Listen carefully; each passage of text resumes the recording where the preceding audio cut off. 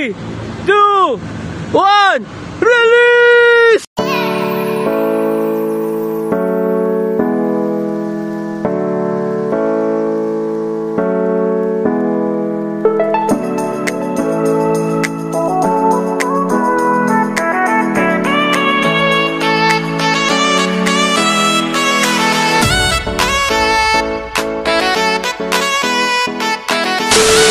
Good morning sa inyo mga kalapatids. Welcome back dito sa ating munting tambayan, Chocobolof TV. Sa video ito dapat talaga abangan tayo. Pero mga kalapatids, tayo ang inabangan ng ating mga alaga sapagkat kagabi ay isinampa natin sa truck yung ating mga ibon, si Zomba at si Jessie, para sa basketing ng midto sa Concepcion Tarlac. Kaya lang time check tayo mga kalapatids. Ayan, late na ako nang akyat dito sa ating baratang kulungan. 8:47. Andito na yung ating mga alaga pag akyat ko. Tayo ang inabangan ng ating mga ibon. Ito na si Zomba at ito si Jessie. Ayan, lumilipad pa. So sabay nga lang silang dumating mga kalapatids. Nirelease sila doon sa Concepcion Tarlac ng 7:35 ng umaga. At 8:47, nandito na sila mga kalapatids. Yan, pinapasok na natin yung ating mga alaga. At kanina pag akyat ko, unang-una kong ginawa, pinatuka ko na agad itong mga pares nila para wala na tayong intindihin. At yung mga pares naman nila, hindi nagutom kapag dumating yung kanilang mga pares. At ang gagawin na lang nila ay asikasuhin, aliwin yung kanilang mga pares na galing ng liparan. At sa ngayon, wala pa tayong nagagawang tubig na pansalubong sa kanila. Tayo na naman yung nakat off mga kalapatids sa pag-akyat dito sa ating kulungan dahil nga pahuli-huli tayo. Pero ganun pa man, gagawin ko na sila agad mga kalapatid. Bibilisan ko na lang. Eto nga nagdudurog pa lang ako. Tutok lang dito sa ating munting tambayan. Sa mga hindi pa nakapag-subscribe dyan, mag-subscribe na kayo, hit nyo na notification bell para nang sa ganun maging updated kayo sa ginagawa nating kwentuhan dito lang sa ating munting tambayan. Ayan mga kalapatids, inihanda ko na agad at binilisan ko. Tignan nyo yung ating mga alaga. Uhaw na. So bigyan na natin sila dito ng tubig. Sige. Yun, hindi na makapag-intay. Pati yung mga pares nila na kakatapos lang tumuka, gusto nang uminom mga kalapatids. Banat. Yun. Itinog na nila mga kalapatids. No choice sila. Kahit ayaw nila yung lasa niyan.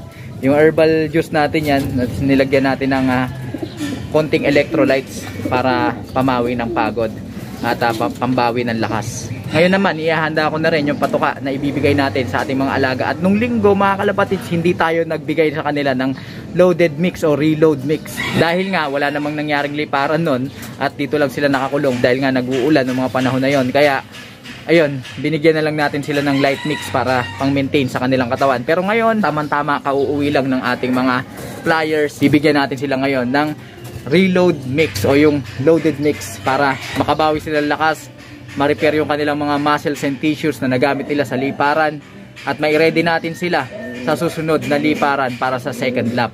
So ipe-prepare ko na yung aking ibibigay sa kanila. Samahan nyo pa ako. Kuha tayo ng 3 takal nito. 1, 2, 3 takal na breeder mix. At ngayon naman 3 takal din na flyers mix. 1, 2, 3. Bali 6 na yan mga kalapatids. Samahan natin ng kalahating takal ng Integra 3000 pellets mga kalapatids. Ayan, pandagdag protein, pang recover ng kanilang mga muscles. At syempre kalahating sneaky mix mga kalapatids, pampagana sa ating mga alaga at pang replenish ng energy. 7 takal na to mga kalapatids, may nagsobra tayo ng isa. Okay lang yan kasi reloading naman tayong sa araw na ito at okay lang na ma-spoil yung ating mga alaga. Lalagyan natin ng kaunting fish oil mga kalapatids para may dagdag fats sa ating mga ibon at energy.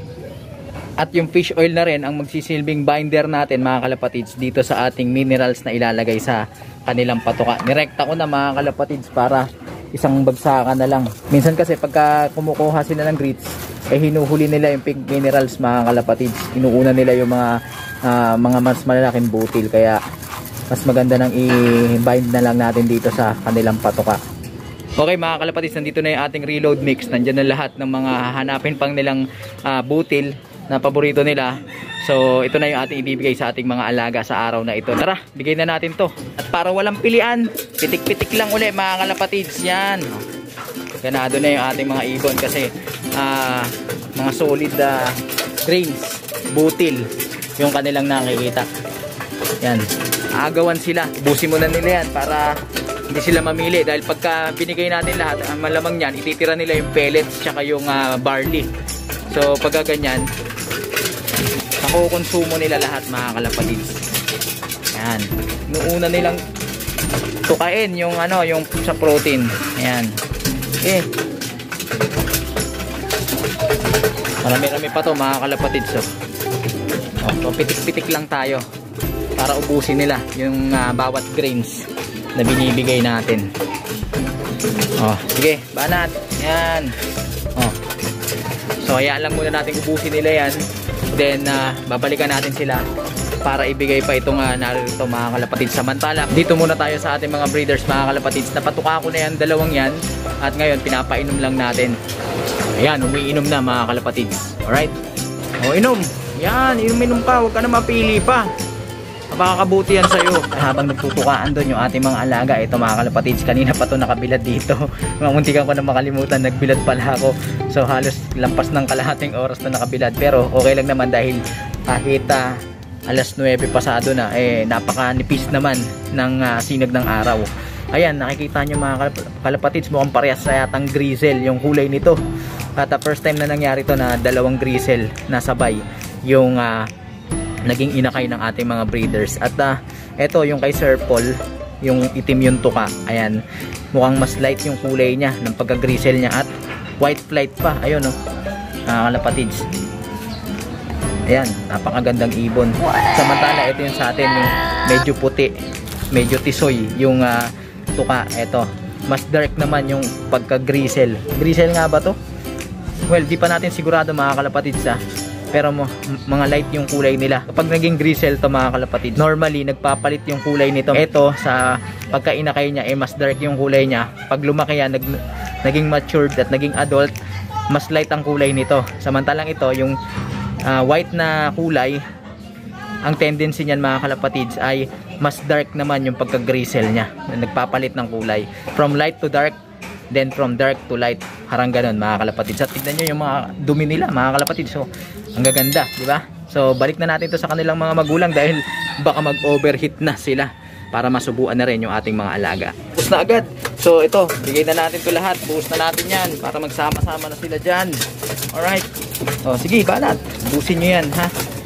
Para makabawi kayo. And then sa susunod na araw, back to diet na naman kayo. Ayan mga kalapatids, na siguro natin na wala silang pinili dahil pag-giyat-giyat o pautay-utay yung ating ibinigay sa kanilang pagpapatuka. So ngayon medyo nakakain na sila at medyo busog-busog na sila.